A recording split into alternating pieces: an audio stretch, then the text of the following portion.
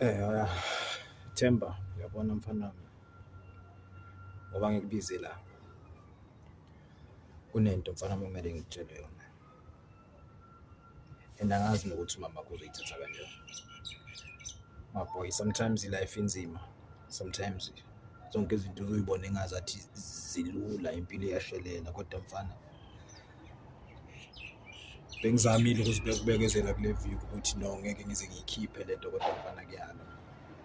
Themba, ngiphelelwe umsebenzi and angazi umamakho ukuthi uzoyithatha kanjani lento, angazi mfowethu, angazi Themba,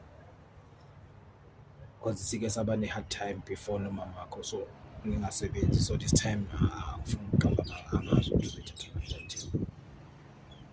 So mfana wami, ngithi angikutshele lesitori sami yabo, ukuze ungaboni ubaba engasabeki ukudla etafuleni bese ucabanga ukuthi mhlawumbe imali ngidla kwezinye iy'ndawo.